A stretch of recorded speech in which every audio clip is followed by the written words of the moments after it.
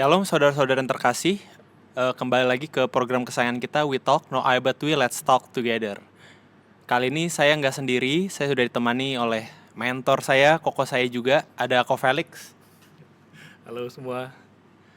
Nah, sebelum kita mau masuk ke apa yang kita mau bahas hari ini, kita mau sapa dulu para penonton kita di YouTube Lifehouse Community, yang nonton ini di YouTube, yang nonton ini di MNC, juga baik yang nonton ini di Indonesia maupun di luar Indonesia. Doa saya semoga ini nggak cuma jadi sekedar perbincangan, tetapi apa yang kita berbincangkan kali ini bisa membantu pertumbuhan iman kita masing-masing, supaya kita bisa saling belajar gitu ya. Nah, kali ini orang yang biasanya jadi host justru sekarang jadi narasumber kita nih ya. Tanpa berbasa-basi lagi, kita langsung undang aja pastor kita di Lifehouse. Halo Ko Wigan. Oke, ya saudara, saya biasa memang jadi host, tapi kali ini saya bertukar tempat dulu.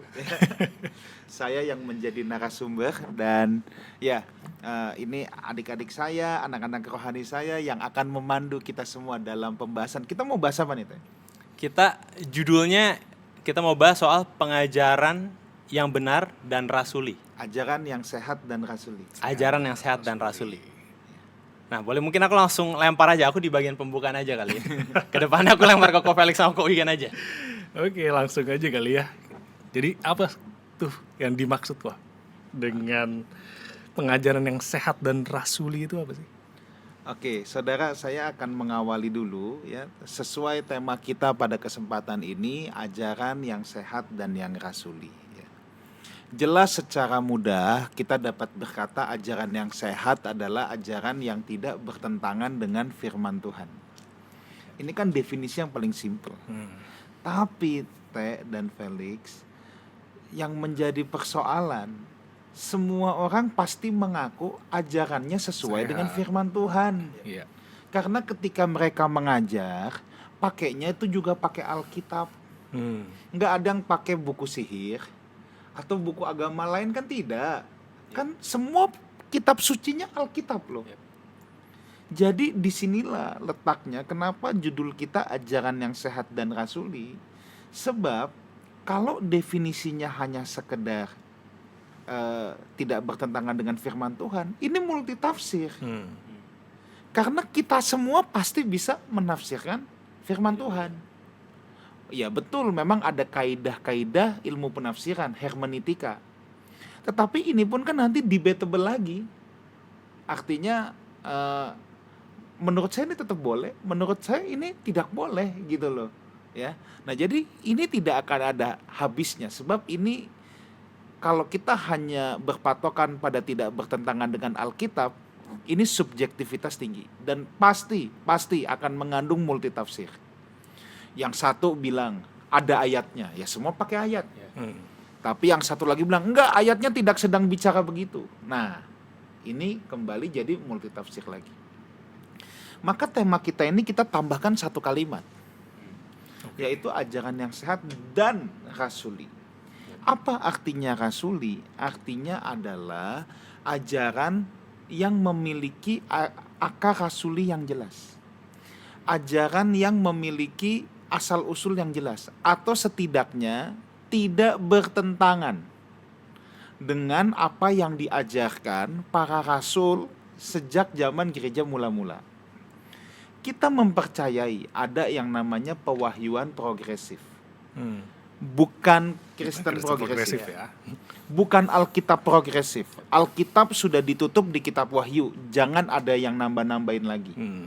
Jangan ada yang mengklaim bahwa sayalah nabi penyempurna, misalnya Mormon.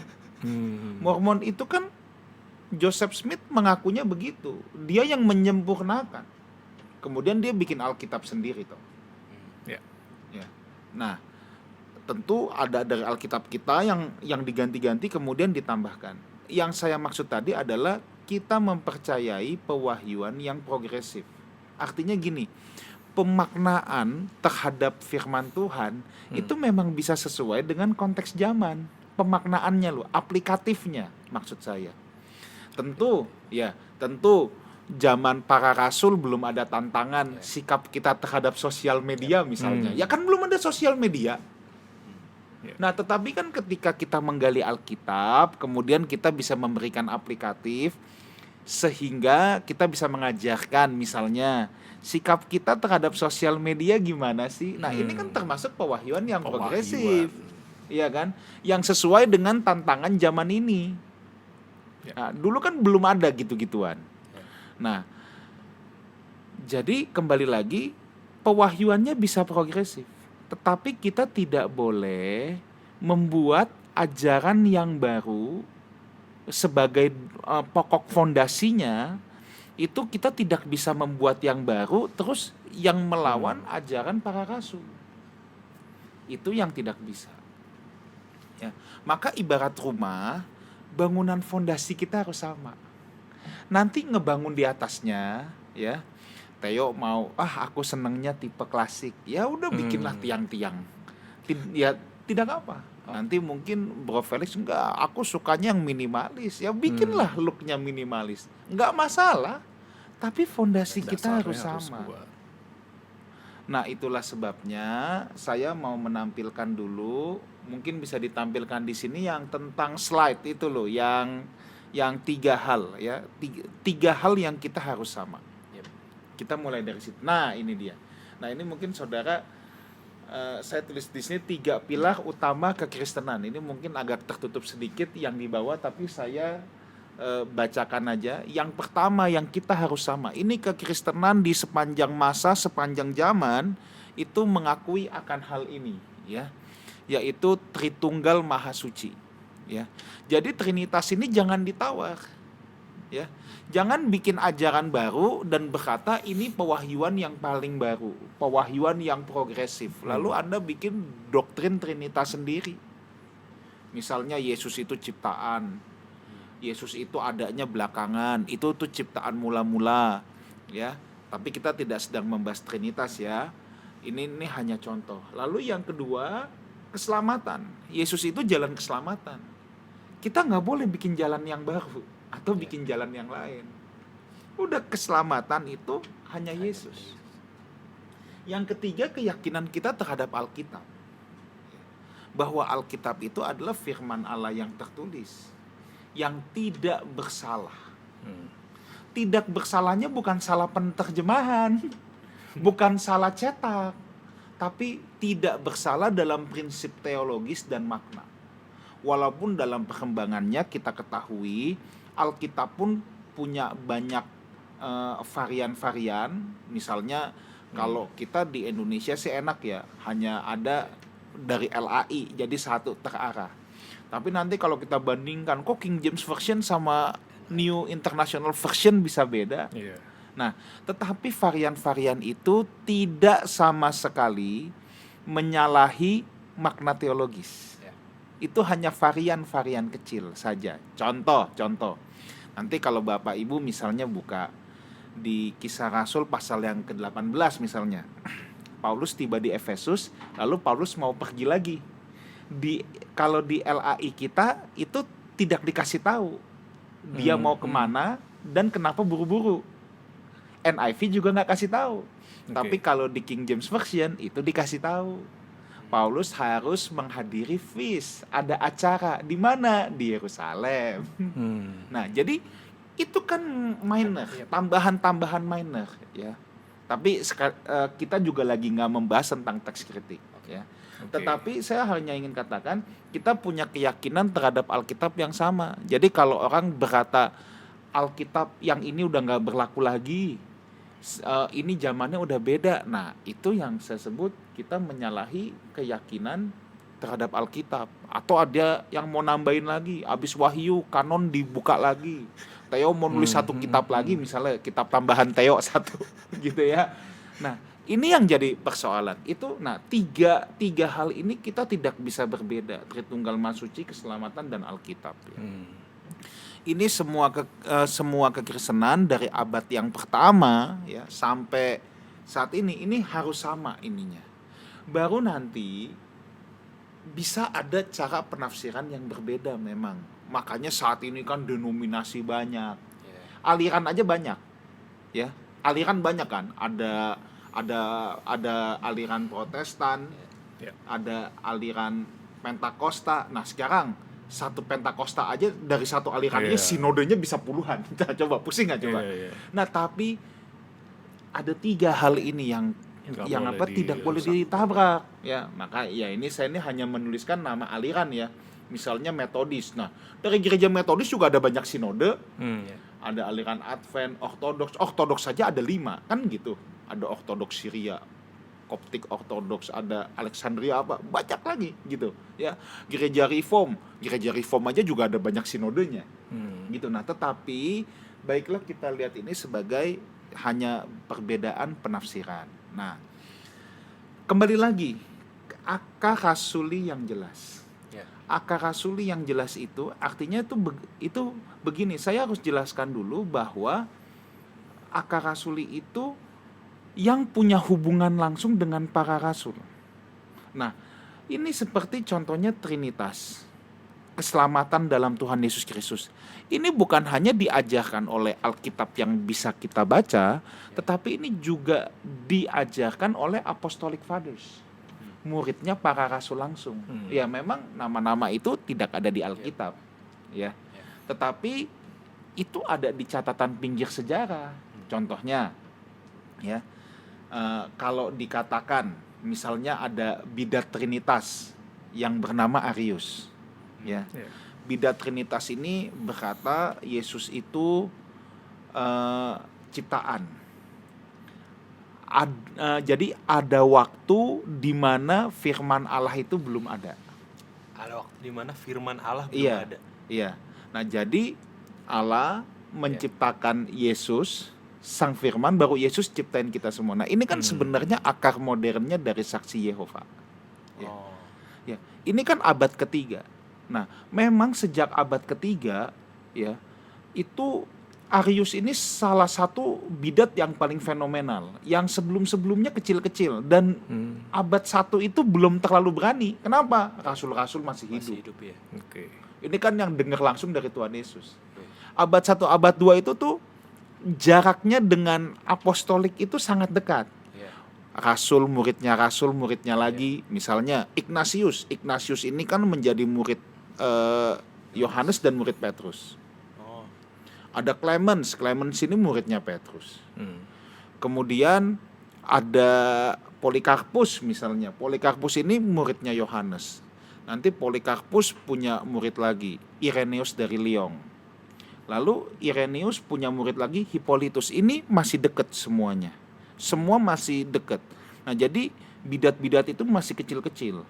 Nah tapi satu kali muncul yang paling fenomenal itu adalah Arius. Ini kalau zaman sekarang ini pendeta terkenal juga, kira-kira gitu ya.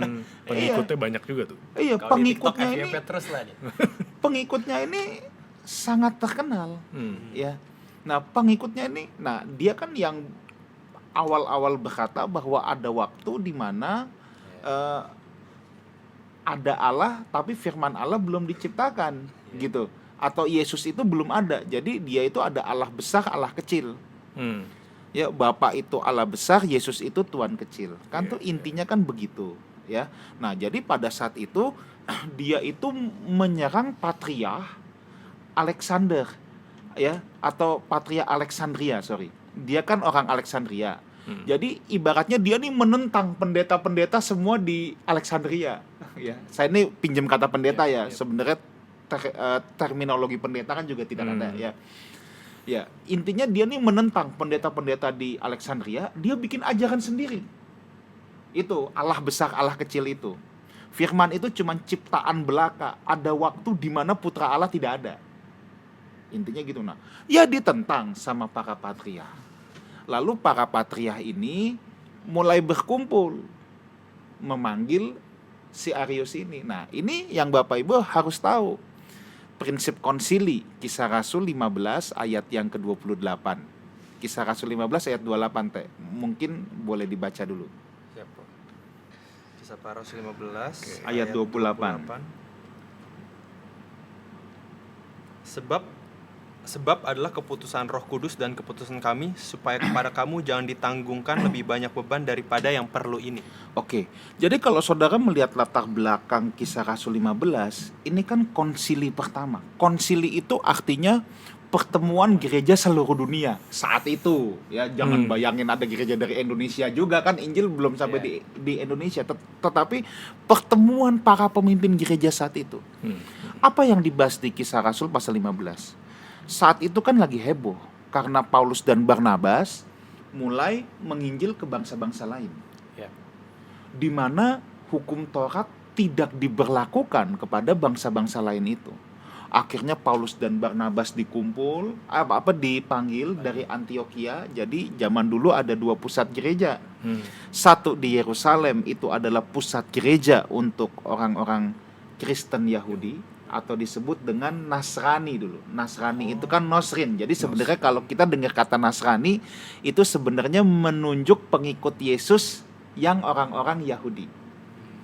Oke. Ya, tetapi memang nanti ada bidat Nasrani Mandayan, ya, ada bidat yang namanya Nasrani Mandayan. Dia tidak mempercayai Yesus sebagai Mesias. Kitab sucinya namanya Haran Gawaita, ya. Itu menyatakan Yesus putri Musa. Kan aneh. Jadi ini secara sejarah aja sudah ngacak banget. Nah, karena ada bidat Nasrani Mandayan itu, ya, orang-orang Kristen Yahudi tidak lagi mau disebut Nasrani. Nah, tetapi saya kembali lagi, jadi pusat gereja pertama itu orang-orang Nasrani, orang pengikut Yesus beragama Yahudi. Lalu yang kedua adalah Antioquia.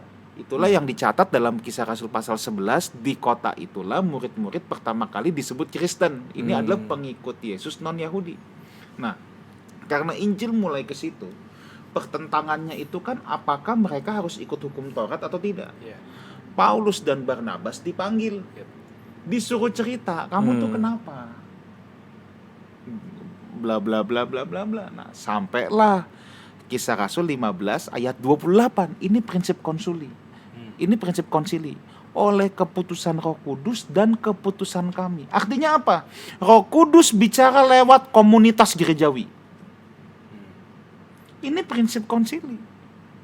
Jadi terhadap ajaran pokok, kita tidak bisa membuat ajaran sendiri. Harus rasul itu begitu. Artinya sekelas Petrus pun tidak bisa mendirikan ajaran sendiri. Dia tuh tidak bisa menilai langsung loh.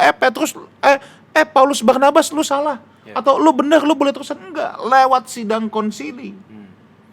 Makanya ini prinsip Roh Kudus bicara lewat komunitas gerejawi, tidak perseorangan, secerdas apapun orang itu. Nah, itu sebabnya ini kalau ada orang yang tiba-tiba bikin ajaran baru terus mengklaim saya dapat pewahyuan di ujung kolong langit ini, hanya saya yang tahu. Itu udah pasti nggak benar. Udah beda prinsip itu. Iya, dia pasti akan mengklaim ajarannya sehat dan sesuai firman Tuhan, tapi tidak rasuli. Nah, itu persoalannya. Itu prinsip rasul itu di situ berarti. Iya. Jadi Roh Kudus itu bicara lewat komunitas gerejawi. Nah, saya teruskan dulu. Jadi dulu itu ada banyak bidat. Ini kalau sebelum Arius misalnya ada bidat Basilides. Inilah yang pertama kali bikin ide bahwa Simon dari Kirene yang memanggul salib Yesus itu diubah secara supranatural jadi mirip Yesus, dan dialah yang menggantikan Yesus untuk disalib. Makanya Hippolytus yang adalah cucu murid Yohanes bikin buku namanya Irenaeus, cucu murid Yohanes, bikin buku Adversus Heresis, melawan bidat-bidat. Nah, salah satunya dia lawan si Basilides itu. Nah, kembali lagi ke si Arius tadi. Nah, Arius ini lumayan terkenal. Dia orator yang hebat gitu. Dia tuh orator yang hebat. Nah, karisma lah gitu ya. Iya. Berkarisma. Nah, dia bikin ajaran yang aneh. Akhirnya Patriark Alexandria panggil dia. Ini ajaranmu salah. Nggak ada rasul manapun yang ngajarin kayak kamu tuh, nggak ada. Iya. Beda sendiri. Iya, kan tidak ada rasul manapun nggak ada yang ngajarin kayak kamu. Wah, tapi dia bilang enggak, ini tetap begini. Pokoknya harus begini. Akhirnya gereja mengekskomunikasi dia. diekskomunikasi itu seperti dikeluarkan. Keluar. Karena ini prinsip yang Tuhan ajarkan juga kan. Kamu tegur empat mata, kamu panggil, kalau dia tetap nggak mau berubah, dia harus disingkirkan. Karena ini mengganggu, apalagi terhadap inti iman Kristen kan ini. Nah, jadi dia diekskomunikasi sama gereja, ya. Kemudian dia tebar pesona kemana-mana. Dia ini jago tebar pesona. Tebar pesona itu apa? Ya, dia mulai bilang ke orang, aku cuman bilang begini, ini ayatnya ada loh. Masa aku diekskomunikasi, aku dianiaya. Nah, jadi dia kemana-mana bilang, aku nih korban penganiayaan. Lah, siapa yang menganiaya dia? Dan gereja sudah manggil dia, seperti sesuai dengan prinsip konsili itu. Iya, gereja sudah panggil dia. Nah, makanya kan dia itu sempat tebar pesona, ya. Contohnya dia tebar pesona ke Eusebius misalnya, ya. Dia itu dia tuh mendapat dukungan dari Eusebius dari Kaisarea yang adalah sejarawan terkenal juga, bikin heboh juga itu, ya. Ya, jadi dia ini setelah tebar pesona akhirnya gunjang-ganjing ini sampai ke Konstantin yang adalah kaisar pada saat itu. Konstantin itu sebenarnya tidak pusing tentang dogma gereja, tapi karena dibawa mulai gaduh, akhirnya dia panggil lah si Hosius, ya. Hosius ini salah satu patriark dari Alexandria, dipanggil, ini ada apa sih? Ini ada apa? Nah, lalu Hosius cerita. Dan Hosius bilang, bagaimanapun ini nih merobek jubah Kristus. Ajaran dia ini sangat merobek jubah Kristus. Jadi kita tuh tidak bisa agree dalam hal ini. Tidak ada gereja yang bisa terima. Nah, kemudian karena Konstantin tidak mau pusing, udah kumpul semua. Kita kumpulin semua uskup. Nah, itulah awal mula konsili di Nikea. Nah, dikumpulin semua uskup. Nah, tadinya mau dilakukan di kota Ankara, Turki, ya. Nah, tetapi di Ankara itu lebih banyak yang kontra Arius. Supaya fair, kata Konstantin, udah kamu di Nikea aja. Nikea itu istana musim panasnya Konstantin. Karena dulu nggak ada mikrolet, nggak ada public transport, nggak ada kereta api, transportasi menuju situ susah, maka dijemputlah pakai kereta-kereta. Nah, ini kan tuduhan orang-orang non-Kristen, banyak yang bilang Yesus dilantik jadi Tuhan tahun 325, otaknya Konstantin, kumpulin uskup-uskup, kumpulin pendeta. Enggak, padahal tidak apa seperti itu ceritanya. Nah, singkat cerita, itulah konsili yang pertama, konsili Nikea. Dibuatlah pengakuan iman pada saat itu. Ingat ya, zaman tahun 325 itu gereja masih satu. Gereja itu belum pecah. Perpecahan gereja pertama kan tahun 451, Konstantinopel. Itu tuh di Kalsedon. Ya, itu tuh konsili Kalsedon. Nah, itu nanti tahun 451. Jadi 325 ini gereja masih bersatu semuanya. Jadi ajaran di sini ini udah pasti ya ajaran konsili oleh sebab keputusan Roh Kudus dan keputusan kami. Nah, lalu tahun 381 kumpul lagi di Konstantinopel. Nah, ini boleh ditayangkan. Nah, ini adalah pengakuan iman Konstantinopel, ya. Pengakuan iman Konstantinopel ini diakui oleh seluruh gereja sepanjang zaman, sepanjang masa, nggak peduli mau gereja apapun harus menerima ini. Mau Katolik, mau apa. Makanya aku percaya kepada satu Allah, Bapa yang Maha Kuasa, pencipta langit dan bumi dan segala sesuatu yang kelihatan dan tidak kelihatan, dan kepada satu Tuhan. Nah, lihat, ini nih untuk melawan Arius nih. Yesus Kristus, Putra Allah yang tunggal. Ia lahir dari Bapa sebelum segala abad. Jadi tidak ada waktu. Dan dia tuh bukan diciptakan, dia lahir tuh. Jadi ini melawan bahwa tidak ada waktu, bahwa Putra Allah itu tidak ada. Dia maha ada. Ia lahir dari Bapa sebelum segala abad, terang dari terang. Nah ini Allah sejati dari Allah sejati, nggak ada Allah besar Allah kecil tuh nggak ada, dilahirkan bukan diciptakan, sehakikat dengan Bapa. Nah ini dilawan ya. Nah jadi ini adalah contoh pengakuan iman. Nah sebenarnya memang gereja itu harus membacakan pengakuan iman ini. Bedanya apa sama pengakuan iman rasuli, kan kita juga kenal. Pengakuan iman rasuli itu bukannya salah, benar. Tapi itu hanya gereja barat, itu kan baru kemudian. Dan itu pengakuan iman rasuli pertama kali dibuat itu lebih ke konsili lokal. Kemudian sampai hari ini gereja-gereja barat yang mengadopsi itu. Tapi ajaran Arius, dia tidak keberatan dengan pengakuan iman rasuli. Dia tidak Tidak. Karena kalau kita lihat pengakuan iman rasuli ya, mungkin boleh dibuka pengakuan iman rasuli ya. Saya tidak bilang pengakuan iman rasuli salah ya, jadi jangan salah nangkep nih. Bisa nggak dibuka ya tentang pengakuan iman rasuli? Bunyinya. Pengakuan iman rasuli. Iya. Aku percaya kepada Allah, Iya. Bapa yang Maha Kuasa, Khalik langit dan Nah. bumi. Sama ya Ya. depannya. Oke, terus. Dan kepada Yesus Kristus, anaknya yang tunggal Tuhan kita. Nah, oke, stop. Nah, makanya kalau Arius tidak menolak, karena kan tidak dijelaskan. Ya. Cuman anak tunggal. Ya, iya, itu anak tunggal. Ya. Tapi tidak ada sejelas ini. Terang dari segala terang, Allah sejati dari Allah sejati, dilahirkan bukan diciptakan. Gitu. Nah, jadi pengakuan iman ini adalah pengakuan iman yang paling universal, di mana semua gereja harus menerima pengakuan iman ini.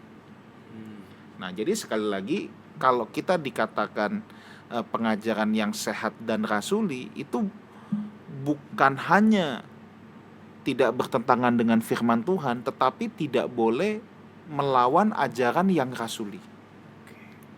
Begitu melawan ajaran yang rasuli atau bikin ajaran sendiri, itu sudah pasti salah. Ya, kira-kira begitu.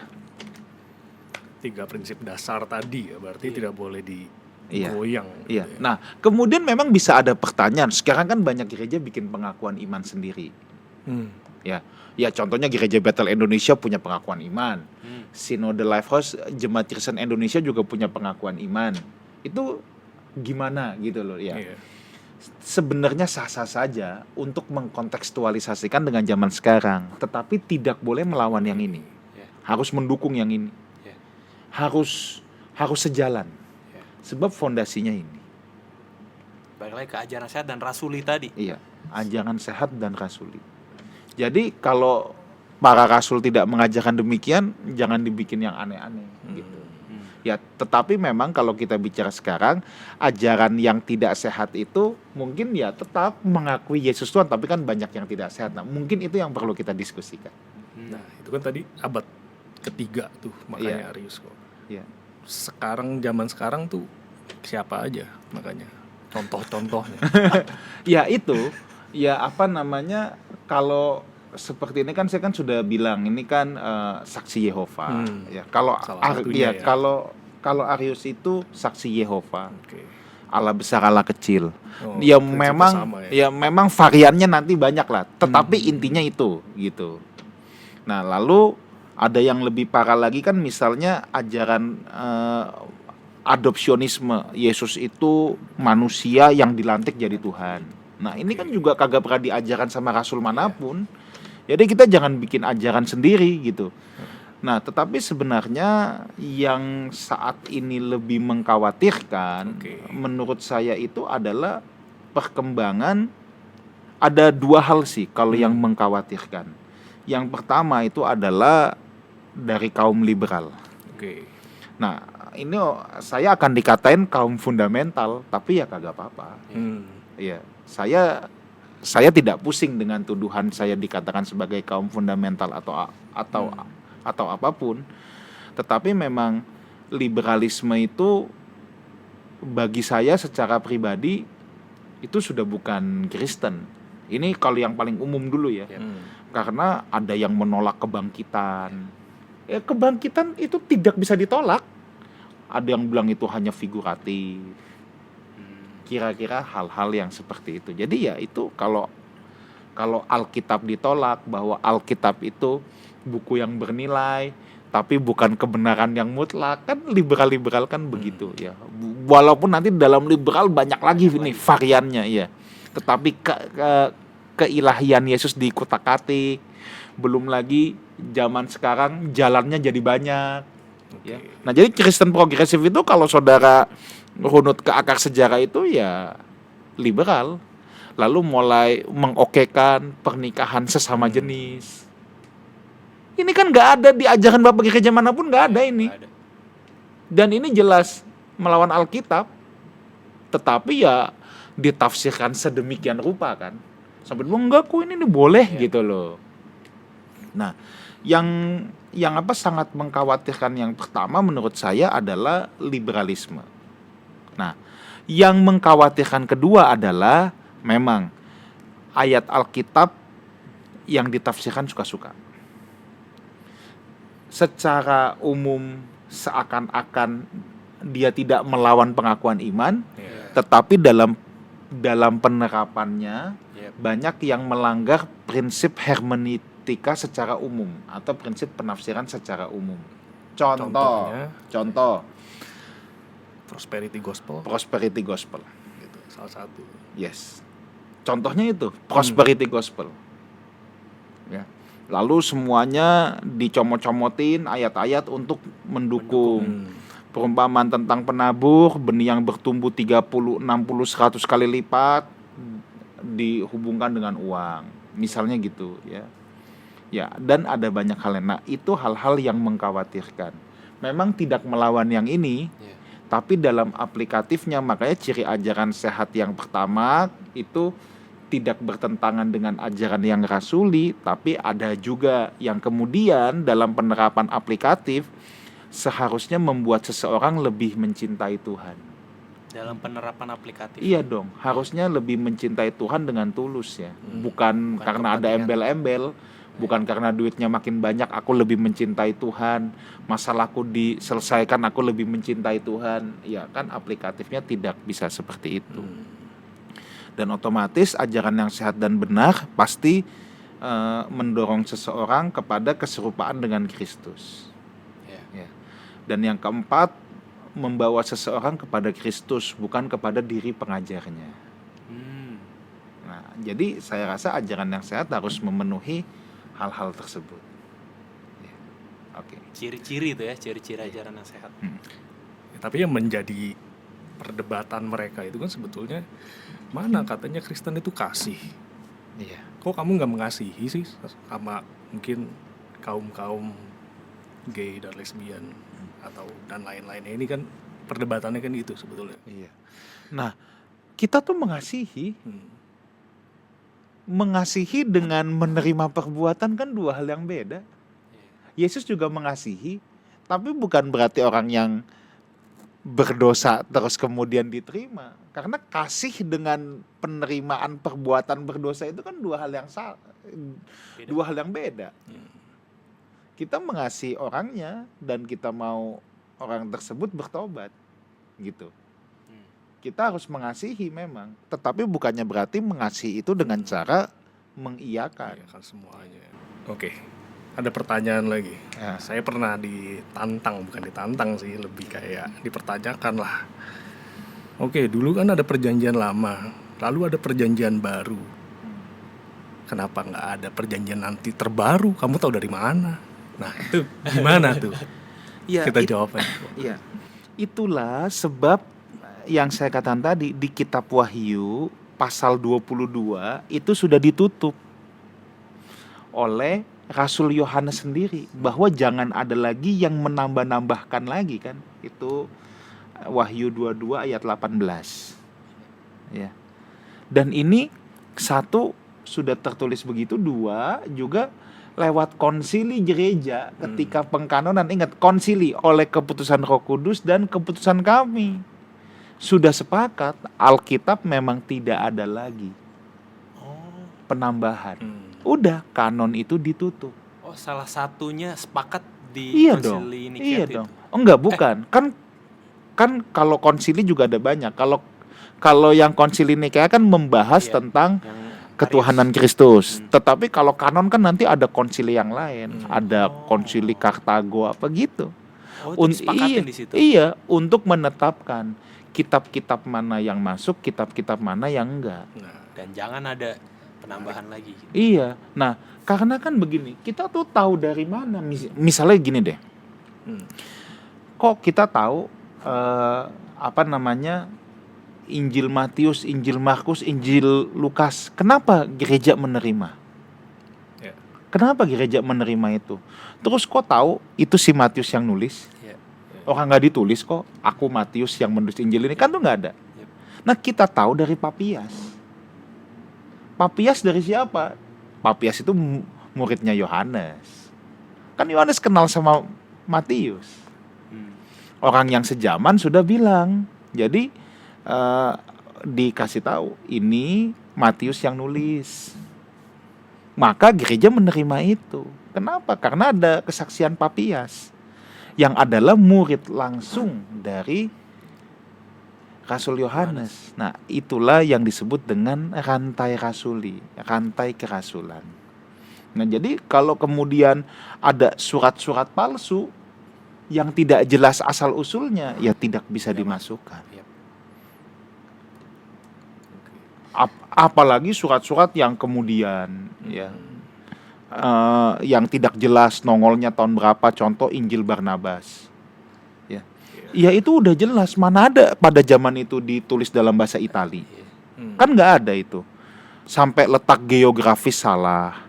Yerusalem di atas kok jadi berlayar ke Yerusalem. Nah itu kan udah mata uangnya dinaria, itu kan mata uang Spanyol. Jadi itu sudah pasti salah gitu loh. Itu kan sama aja kamu cari di prasasti Gajah Mada, kamu cari tulisan Don't worry my brother, ya pasti nggak ada lah. Orang belum ada bahasa Inggris. Ya. Ya, nah jadi ajaran yang rasul itu begitu. Kita tuh bisa tahu, oh ini karena ada rantai kerasulannya. Nah contoh kayak misalnya kalau tuduhan itu Trinitas, ciptaan bapak-bapak gereja misalnya. Nah ini contoh ini nih buku The Apostolic Fathers. Nah buku The Apostolic Fathers ini udah menceritakan, ini kan ada surat Polikarpus, surat Ignatius. Nah ingat, bahkan surat Ignatius, surat Polikarpus itu tidak dimasukkan dalam Alkitab. Karena itu bukan langsung rasul yang berhubungan dengan Tuhan Yesus. Jadi gereja memutuskan itu tidak termasuk dalam kitab suci. Tetapi surat-surat itu tetap surat bernilai. Surat yang sangat baik, di mana di situ diceritakan bahwa Polikarpus menjelang kematiannya pun menyembah Allah Tritunggal. Polikarpus sebelum meninggal menyembah Allah Tritunggal itu di Alkitab gak ada berarti kok? Adanya di surat. Iya kan kalau di Alkitab nama Polikarpus juga nggak ada. Tapi itu pasti ada. Itu tuh pasti ada. Dan contoh lagi, pertentangan kenapa saya bilang liberalisme itu bahaya. Contoh misalnya di abad ke-19 ada mazhab teolog dari Jerman namanya mazhab Tübingen. Mulai mempertentangkan, Paulus sama Petrus ini teologinya beda, ini bertentangan nih, ada Petrine teologi, ada Pauline teologi.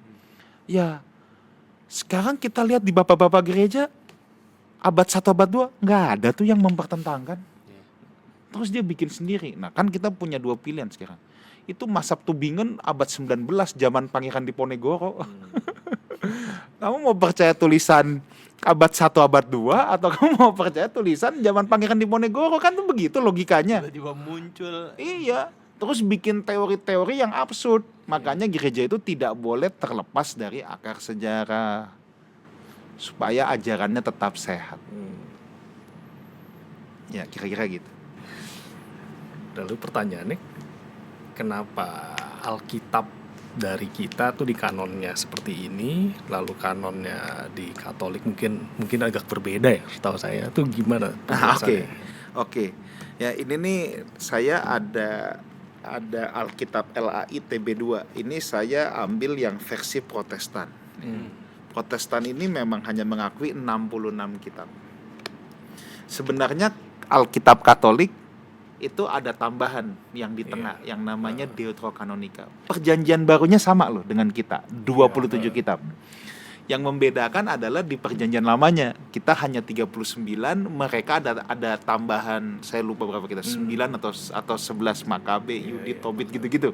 Ya, nah. LAI itu luar biasa. Kenapa? LAI pun menerbitkan Alkitab Deuterokanonika. Berarti itu diakui oleh LAI bahwa itu bukan sesat, bukan sampah, bukan. Orang LAI ikut menerbitkan. Nah, tapi saya cerita sedikit. Memang dari zaman dahulu, coba lihat Kisah Rasul 6 ayat 1. Kisah Rasul 6 ayat 1, mungkin boleh dibaca. Para Rasul 6 ayat 1. Pada masa itu, ketika jumlah murid makin bertambah, timbullah sungut-sungut di antara orang-orang Yahudi yang berbahasa Yunani terhadap orang-orang Ibrani. Stop, oke. Saat ini pengikut Yesus belum dipisahkan, pengikut Yesus Yahudi dan pengikut Yesus yang non-Yahudi. Belum. Jadi di antara pengikut Yesus yang Yahudi aja itu ada dua golongan. Yang Orang-orang bahasanya. Yahudi perantauan yang berbahasa Yunani, bahasa Yunani saat itu lingua franca. Seperti sekarang bahasa Inggris. Jadi jangan tanya, kok Alkitab ditulis dalam bahasa Yunani? Kan Tuhan Yesus ngomongnya bahasa Aram. Enggak. Jadi bahasa Ibrani itu bahasa kitab suci, belajar kitab suci pakai bahasa Ibrani. Bahasa Aram adalah bahasa percakapan sehari-hari. Oke. Bahasa Yunani adalah lingua franca. Karena lebih umum, orang lebih banyak ngerti. Iya, seperti zaman sekarang bahasa Inggris. Ya. Ya, kayak anak-anak Jaksel sekarang kan juga ngomongnya bahasa Inggris. Yang kalau orang baca lebih mudah mengerti lah gitu ya. Nah, jadi karena Injil mau tersebar ya saat itu ditulis dengan lingua franca. Karena itu akan lebih efektif. Untuk ini kan juga ditulis untuk bangsa-bangsa lain gitu loh.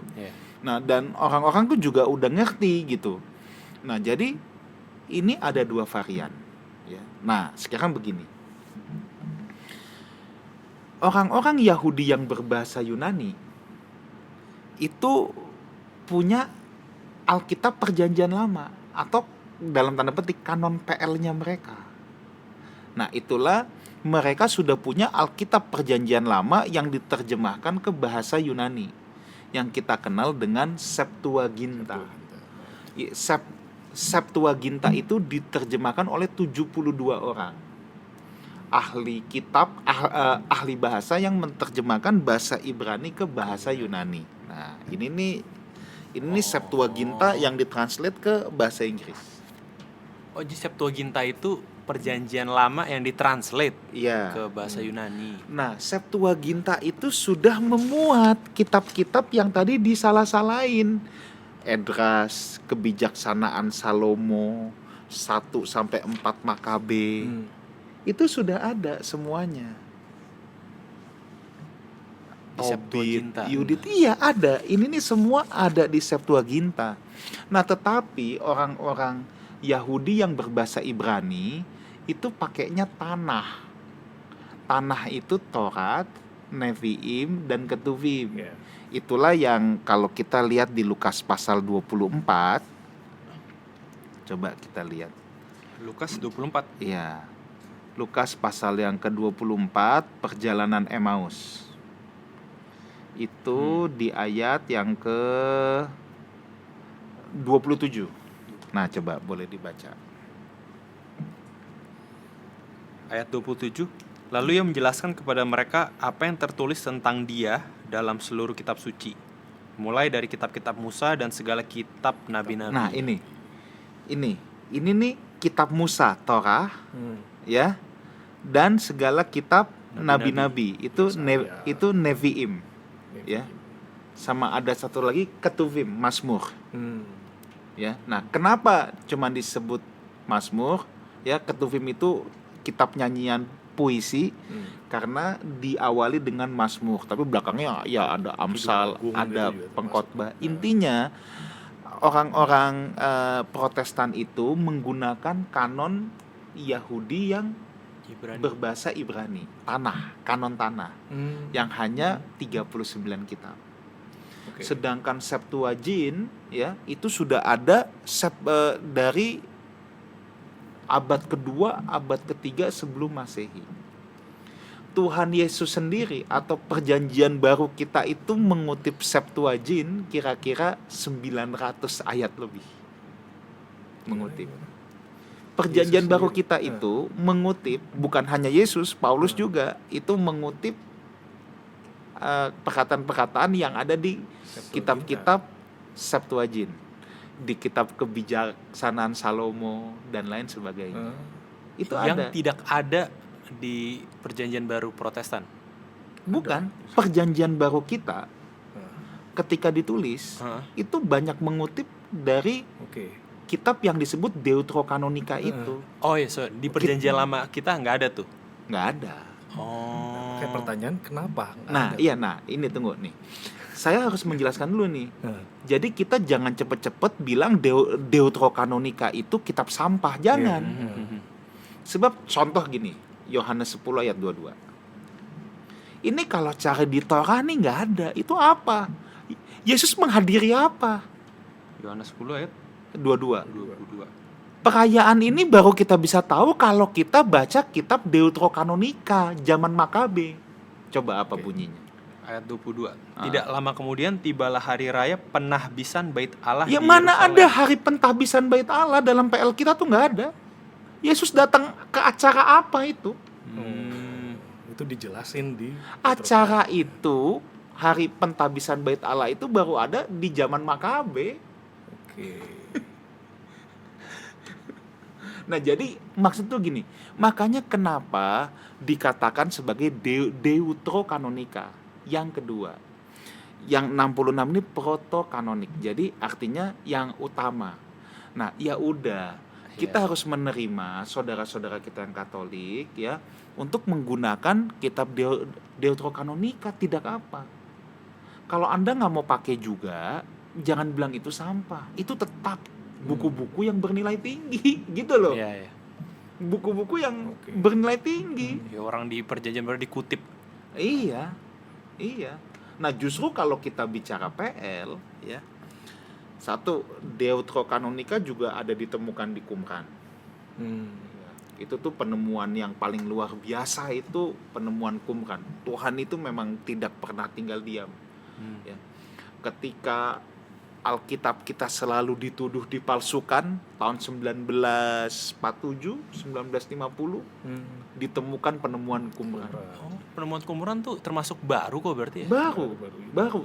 Tetapi penemuan Qumran itu membungkam orang-orang yang menuduh Alkitab kita itu udah palsu. Iya. Karena ditemukan gulungan-gulungan kitab. Makanya nanti kalau ke Israel itu harus masuk ke Museum Alkitab juga. Jangan cuman foto-foto doang.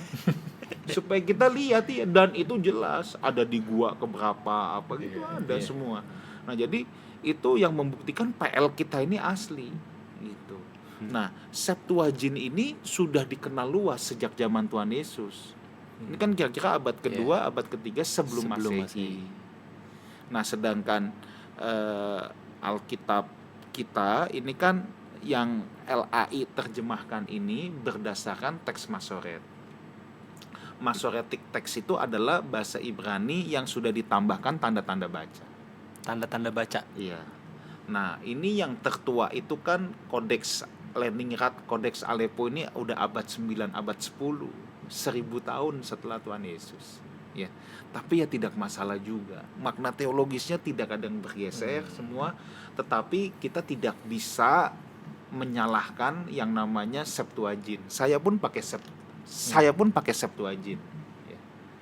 Karena ada banyak hal-hal yang menarik yang di Septuagint itu jelas. Jadi wajib Contoh, baca juga. iya contoh, ketika Yesus berjalan di atas air. Ya kalau pengkhotbah modern kan cuma ngelihat Petrus dengan penuh iman, tapi begitu dia ragu, dia tenggelam, ya sah-sah saja, penafsiran itu baik gitu loh. Nah ini kan contoh yang saya katakan pewahyuan progresif. Nah, penafsiran itu tidak menyalahi kaidah-kaidah penafsiran juga kalau kita mau ambil aplikatif itu. Ya. Tapi kalau kita melihat makna teologis yang lebih dalam, saat Yesus berjalan di atas air, murid-murid udah langsung tahu bahwa itu Tuhan. Hmm. Kenapa? Ada soalnya tuh. Karena di Septuagint itu ditulis hanya Allah, itu ada di kitab Ayub, hanya Allah yang berjalan di atas gelombang lautan seperti berjalan di lantai. Murid-murid udah tahu itu, gitu.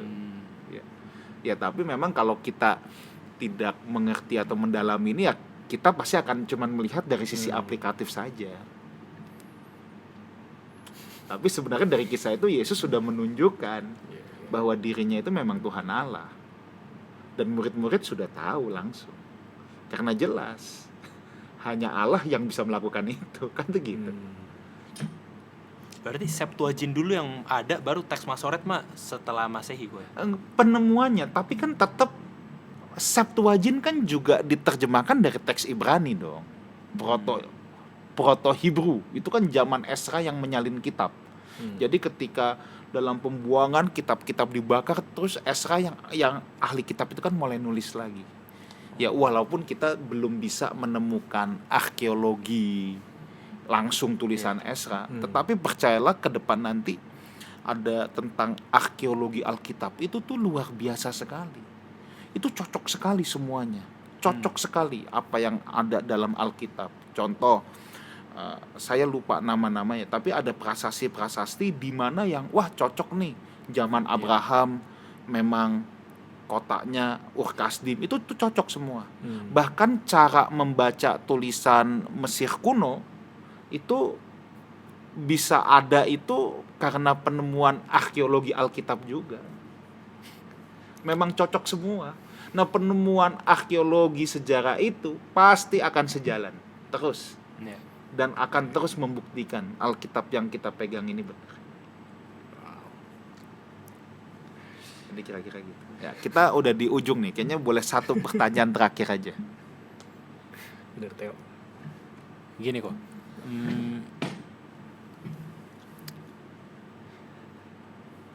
Apalagi yang di sumuran aku ya. Iya. Di sumuran aku. Itu stigma kalau gereja beda-beda. Itu tuh masih kental kok. Jadi kayak seakan-akan emang nyarinya gereja yang sesuai. Jadi stigmanya ada dua, antara orang ngerasa semua gereja sama aja, atau yang orang yang gereja kenapa beda-beda dah. Gitu. Itu tuh di sumuran aku kalau ngobrol sama teman-teman kuliah, teman-teman di kerjaan gitu, itu tuh ada. Sementara kalau tadi kita akhirnya ngobrol, sebenarnya yang kayak Koko bilang, fondasinya 3 tadi harus sama. Tapi mau nanti orang bikin tiang, ada yang mau bikin minimalis, beda-beda terserah. Nah, cuman aku tuh agak terganggunya tadi. Kalau ngomongin misalnya saksi Jehova, aku rasa anak-anak di sumuran aku juga nggak perlu jelasin panjang lebar. Dengar saksi Jehova, mereka udah nggak mau dengar mereka. Mereka tahu itu beda. Tapi yang bahaya kan yang seakan-akan sama, yang bawa ayat, yang pakai ayat ini tapi penjelasannya ini, yang nggak sesuai konteksnya atau yang tadi, yang di penerapannya bisa jadi salah. Nah, kalau pesen Koko ke kita ini sebenarnya apa emang jalannya kita harus pelajarin Alkitab banget supaya kita nggak terombang-ambing? Gitu. Oke, gini. Jawaban atas pertanyaan ini kan pertanyaan ini juga punya banyak makna ya. Makna yang pertama, perbedaan gereja itu dalam modelnya dulu deh, misalnya ada yang hening, sangat liturgis, ada yang udah kayak free flow, model-model gereja karismatik ya. Ada yang dugem malah sekarang. Ya. Nah, ini saya tuh cuman mau bilang gini ya. Saya mempercayai apa yang kata Paulus katakan terhadap orang Yunani, aku seperti orang Yunani. Sama orang Yahudi, aku seperti orang Yahudi. Ini kan masalah penjangkauan. Anak muda suruh masuk ke gereja yang organ tunggal, kursi kayu panjang-panjang, pasti langsung kagak betah. Orang tua suruh masuk gereja yang penuh lighting, kepala puyeng juga. Ya. Nah, jadi ini model itu kita tidak perlu pertentangkan. Nah, sekarang isi. Nah, kalau isi, ukuran sebenarnya tanggung jawab pertama memang tanggung jawab pada pemimpin gereja tersebut. Dia harus belajar. Gembalanya. ya, whatever istilah yang dipakai ya, Oke. mau pastor, uskup, Pastor, gembala, pendeta atau apapun, tetapi seorang yang mengajar itu akan dituntut lebih, kata Alkitab. Ya. Itu ada tanggung jawab, ya. Nah, sebenarnya kalau kayak Theo gitu ya kagak perlu mendalami Septuaginta, Iya. teks apa kritik apa semua, tidak perlu, asal kesimpulannya benar. Itu kan gitu ya. Iya. Nah, kesimpulan ini dapat dari mana? Dapat dari yang ngajar. Makanya tanggung jawab sebagai pengajar itu ada. Hal yang kedua dari sisi kita, nah itu kalau yang tadi saya bilang, minimal kita tahu tidak bertentangan dengan pengakuan iman secara universal, lalu membuat kerohanian kita bertumbuh menjadi semakin serupa dengan Kristus, dan kita lihat ajaran itu tidak menarik kita kepada sosok si pengajar, tetapi mengarahkan kita kepada Kristus. Nggak cukup sejam. Ya. Oke, saudara, kita sudah selesai dengan waktu kita sudah ada di penghujung acara ini ya. Saya harap pembicaraan ini dapat menjadi berkat buat kita semua, dan saudara jangan kemana-mana, tetap menyaksikan We Talk No I But We, Let's Talk Together. God bless you. God bless. Thank you. Yes.